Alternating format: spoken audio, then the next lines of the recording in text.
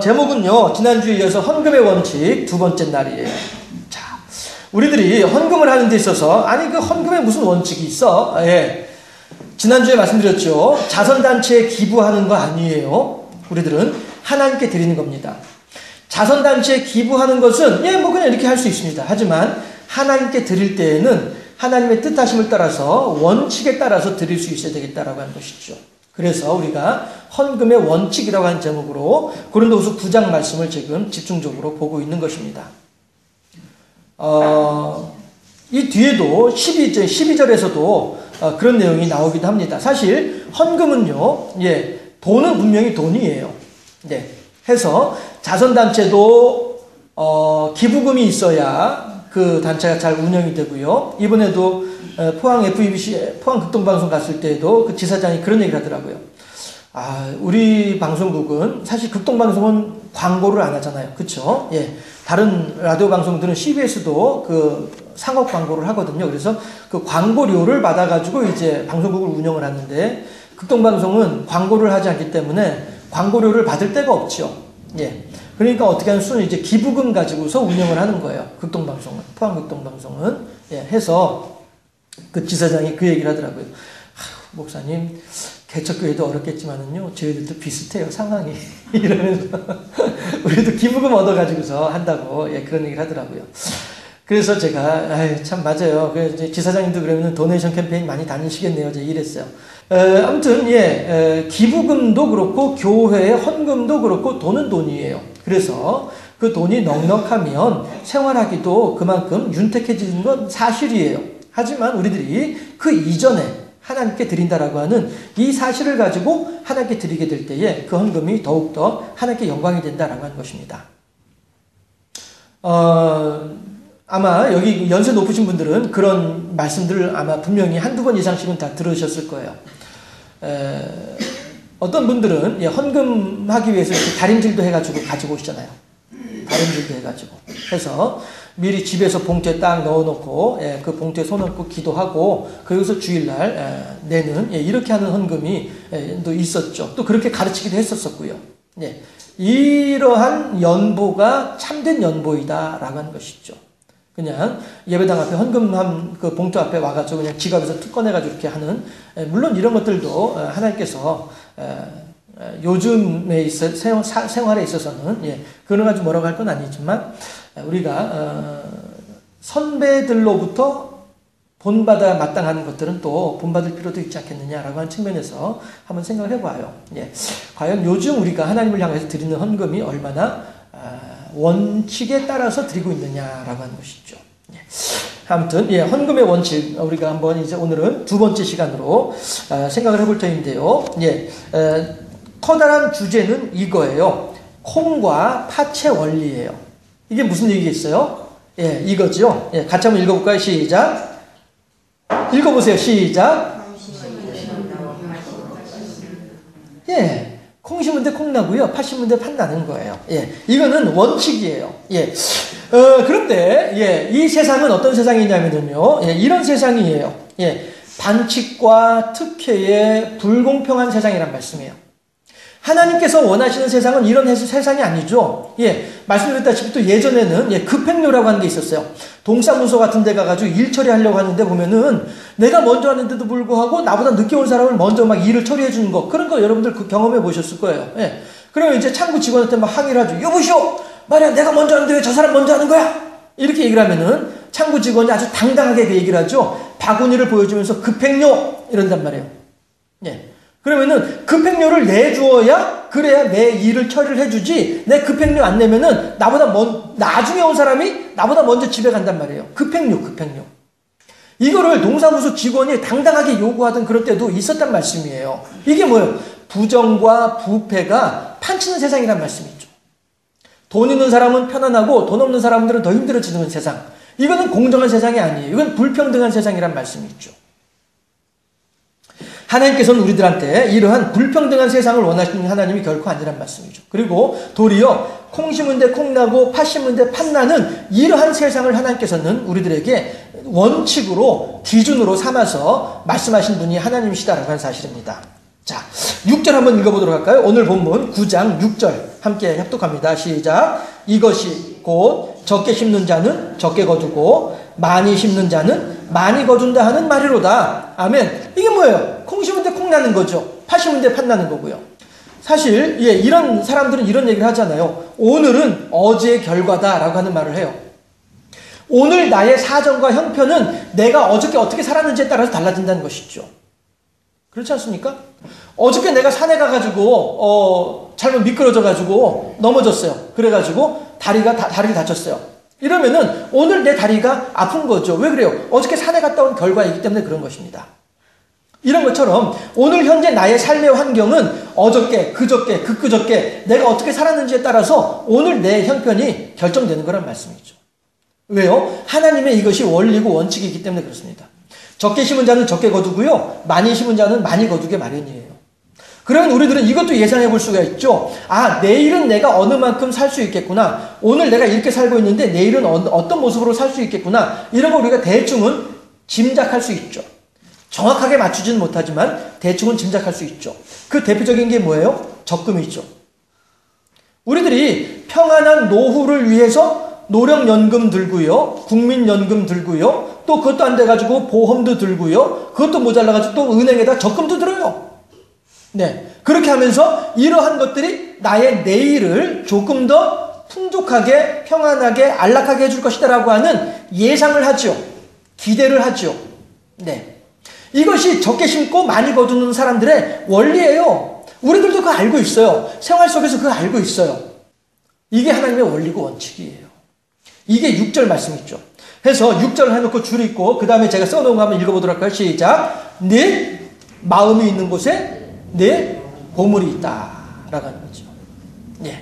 해서 우리들이 어디에 중요한 의미를 두고 있느냐, 어디에 중요한 가치를 두고 있느냐에 따라서 오늘 우리들의 삶의 모습이 달라진다는 것입니다.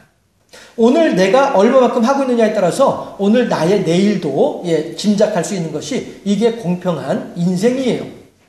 자, 그런데 7절에서도 뭐라고 얘기를 하냐면은 그러한 우리들의 인생이지만 거기에 대해서 7절 말씀 한번 합독해 보도록 하겠습니다. 시작. 각각 그 마음에 정한 대로 할 것이요 인색함으로나 억지로 하지 말지니 하나님은 즐겨내는 자를 사랑하시느니라. 아멘. 자, 보세요. 마음에 정한 대로 하라는 거예요. 내 마음에 생각난 대로, 내 마음에 결정한 대로 하라는 거예요. 남의 눈치 보면서 더 많이 하려고도 하지 말고, 남의 눈치, 이목을 생각해가지고, 살살 해가지고 이런 걸 조금 내려고 하지 말고, 내 마음에 떠오르는 대로, 그대로, 그 마음 내키는 대로 그렇게 하라는 것이죠. 왜? 그것이 즐겨내는 사람의 마음이다라고 하는 것입니다. 나 말이야, 이번에 10,000원만 하고 싶은데, 지금 저 사람이 하는 거 보니까 20,000원을 하네.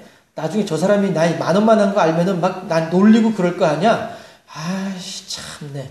그럼 할 수 없지. 그럼 20,000원까지 못하고 15,000원만 하자. 이거 하나님께서 기뻐하시겠냐는 거예요. 그거 아니라는 것이죠. 내가 내 형편에 10,000원짜리 형편이면 10,000원으로 하는 거죠. 네. 남들 생각할 거 없이, 남들 이목 생각할 거 없이 하나님께서 내게 감동 주신 대로 하면 되는 것이죠. 또 어떤 때는, 야, 요거 봐라. 내가 이거 헌금해도 누가 얼마큼 하는지 모르잖아. 그치? 그럼 됐어. 그냥 봉투에다가 1,000원만 넣고서 내지 뭐. 그냥 봉투 내는 신용만 하면 되는 거 아니겠어? 이렇게 하는 헌금? 이게 과연 헌금이겠냐 하는 거예요.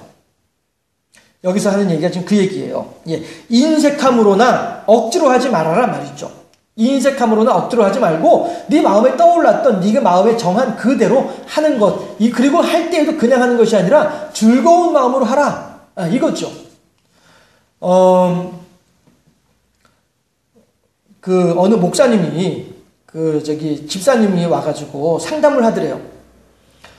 목사님, 제가 큰 고민이 있습니다.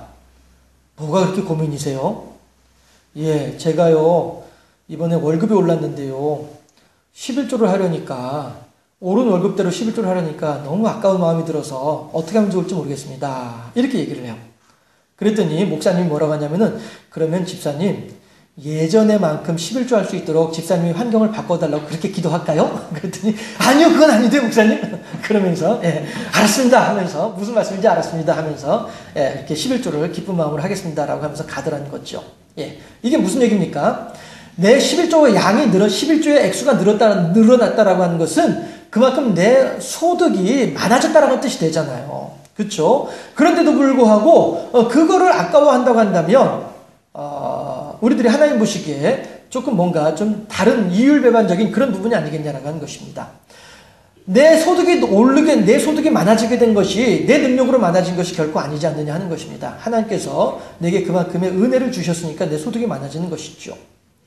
한번 제가 고등학교 아이들하고 11조에 대한 교육을 하면서 그런 얘기를 가르친 적이 있었어요.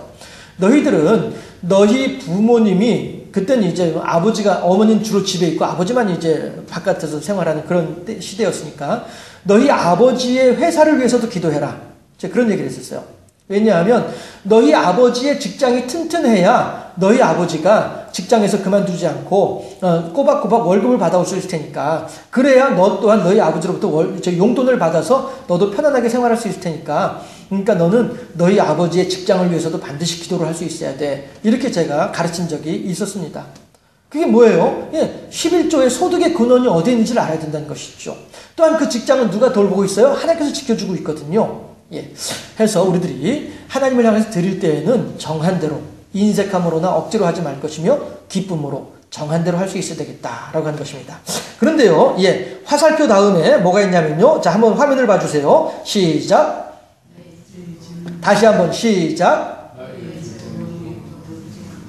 이거죠. 7절에서 하신 말씀이 즐겨내는 자를 어떻게 한다고요?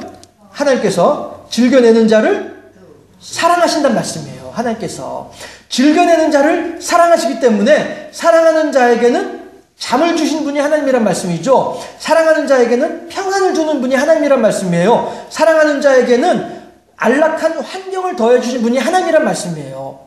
사랑하는 자에게는 잠을 주신다라고 할 때에 그 잠을 준다라고 하는 말은요, 너무나도 많은 의미를 포함하고 있는 거예요.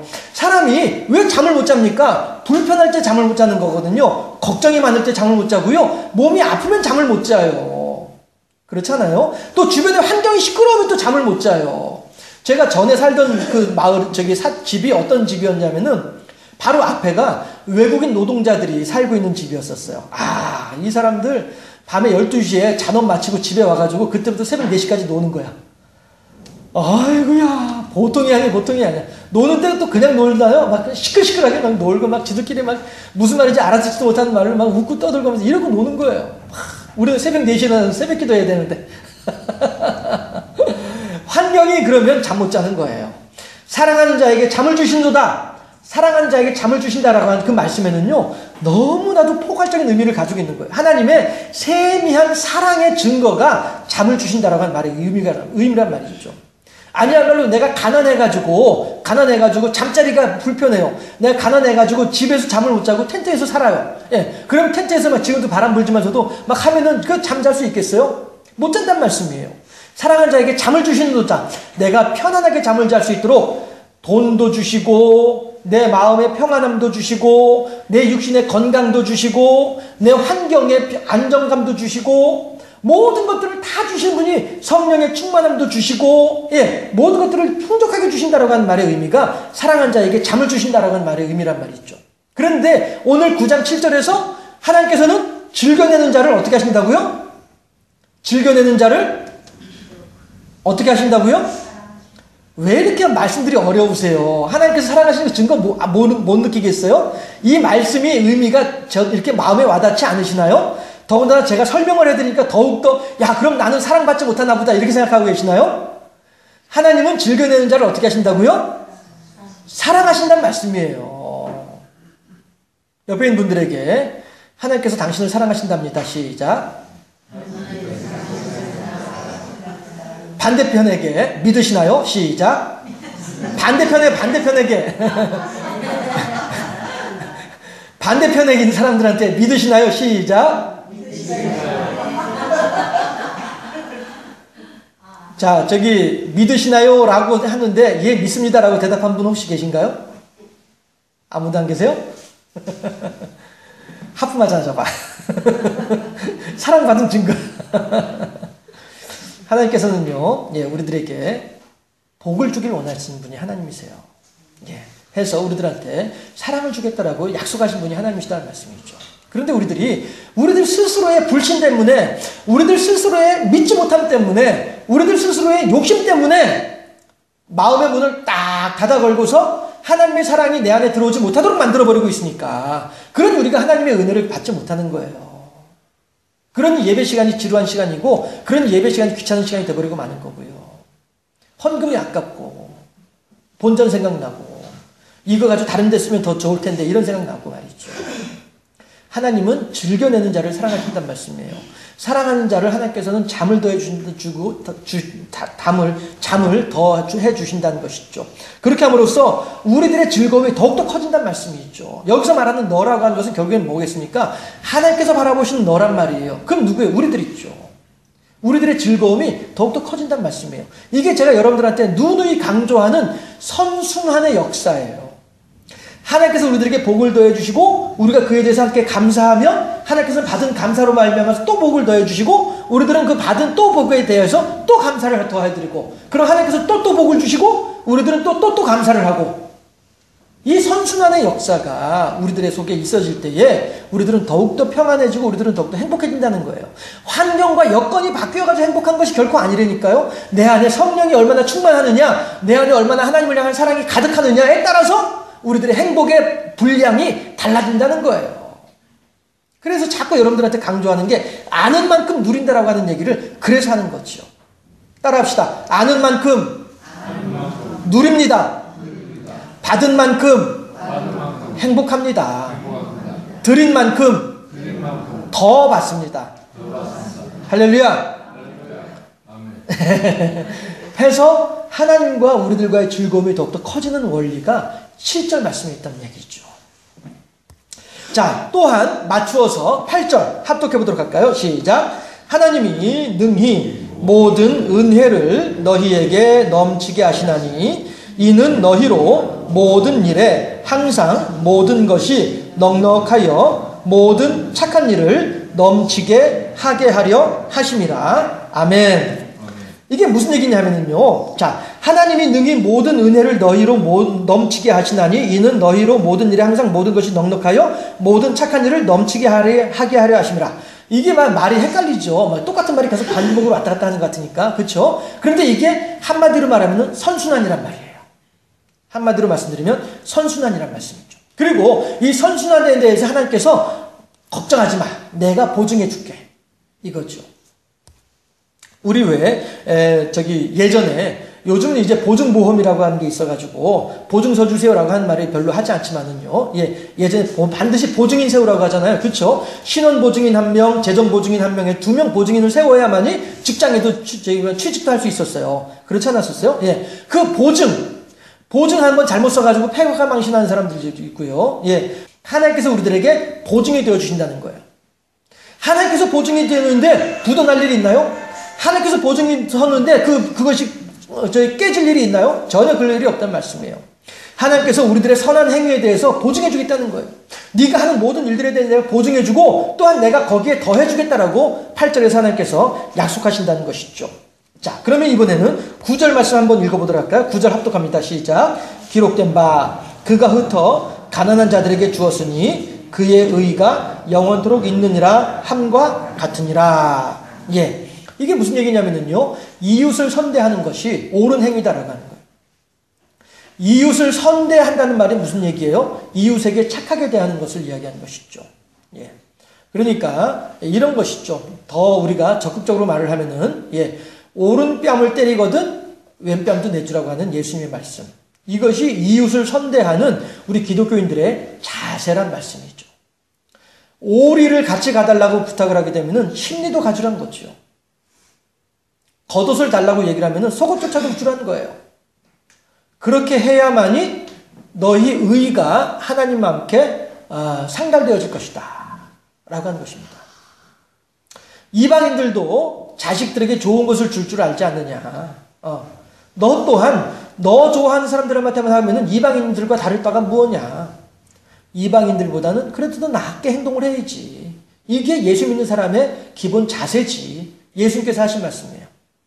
이웃 사람들에게 선대하라는 거예요. 어우, 왼수. 라고 생각될지라도 그 왼수를 사랑하라는 것이죠. 제가 이 얘기하니까 그 우스갯소리, 여러분들 다 잘 아실 것 같은 우스갯소리 있죠. 할아버지하고 할머니하고 텔레비전 나와가지고 낱말 맞추기 하는 거, 할아버지가 설명하고 할머니가 맞추는 거, 그 얘기 아시잖아요. 그쵸? 예. 할아버지가 이제 천생연분이 정답인데, 그래서 할아버지가 자신있게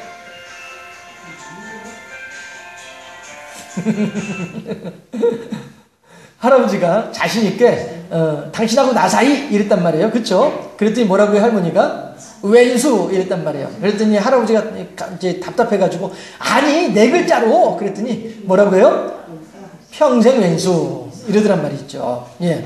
그런데 예, 할아버지는 할머니를 천생연분으로 생각을 하지만 할머니는 할아버지를 평생 왼수로 생각하는 거예요. 그런데 만약에 그 할머니가 교회 권사님이었다. 그럼 어떻게 해야 돼요? 평생 왼수일지라도 왼수를 사랑하라고 하셨으니까 사랑해야죠. 이게 하나님의 뜻인 거예요. 이게 예수 믿는 사람들의 값이에요. 내가 예수님의 뜻대로 하지 않으려면 예수 믿는 사람으로서의 값을 치르지 않는 거란 말씀이죠. 하다못해 우리가 여기서 버스를 타더라도 차비를 내야만이 버스를 탈 수 있는 거, 은근의 대가를 치러야 되는 거 우리가 잘 알고 있잖아요. 하나님의 은혜를 받고자 하는 사람은요, 그만큼의 값을 치러야 되는 거예요. 그 값이 뭐예요? 이웃을 선대하는 거예요. 그 사람이 나한테 서운하게 했다 할지라도 그러면 네가 나한테 50원만큼 나를 서운하게 했어? 그럼 난 너한테 한 500원어치만큼은 서운하게 할 거야. 이렇게 하는 거 이거 예수 믿는 값이 아니에요. 그 사람이 나한테 500원어치 서운하게 했다 할지라도 나는 그 사람한테 1000원어치 선대할 줄 알아야 돼요. 이게 예수 믿는 사람의 값이에요. 그런데 우리들은 그 값은 치를 생각도 하지 않고 그저 하나님으로부터 은혜도 받아야 되고 이웃 사람들이 나한테 서운해한 것도 그대로 안 갚음을 해야 되고 이렇게 살아가는 사람들은 어떤 사람들이에요? 따라합시다. 도둑놈 심보. 시작. 손을 얹으시고 내가 도둑놈입니다. 시작. 우리들은 도둑놈 심보를 가지고 살아가고 있지 않나요? 네. 하나님께서 우리들한테 하신 말씀이요. 예. 너희들이 이웃을 선대하는 것이 옳은 행위다. 그리고 이 선대하는 것이 어디서 나오는 거예요? 즐겨내는 자와 같은 맥락에서 하나님께서 말씀하신 거란 말이죠. 하나님을 향해서 우리가 기쁘게 하나님의 은혜 가운데서 하나님께 드릴 수 있는 사람들은요, 이웃 사람들하고도 그렇게 기쁘게 서로 간에 희생하고 나누어줄 수 있는 마음을 가지게 마련이다 라고 하는 것을 우리들한테 말씀하고 계시는 거예요. 자, 우리가 그렇게 그들에게 옳게 행동을 함으로써 어떤 일이 생기느냐? 10절 11절이에요. 합독하겠습니다. 10절 11절 시작. 심는 자에게 씨와 먹을 양식을 주시는 이가 너희 심을 것을 주사 풍성하게 하시고 너희 의의 열매를 더하게 하시리니 너희가 모든 일에 넉넉하여 너그럽게 연보를 함은 그들이 우리로 말미암아 하나님께 감사하게 하는 것이라. 아멘. 네, 제가 11절에 그 뒤에 뭐라고 설명을 해놨어요? 읽어보도록 할까요? 시작. 하나님을 의뢰하여 그들로 하나님께 영광을 돌리게 하라. 이거예요. 내가 있잖아요. 그 사람을 선대하는 이유는요, 예, 내 것으로 그 사람을 선대하는 것이 아니고요, 하나님께서 그렇게 말씀하시잖아요. 예, 11절에서 심는 자에게 씨와 먹을 양식을 주시는 이예요. 하나님께서는요, 심는 자에게 씨와 먹을 양식을 주셔요. 나는 하나를 심었는데 하나님은 거기서 나한테 몇 개를 주세요? 30배, 60배, 100배로 주신 분이 하나님이란 말씀이에요.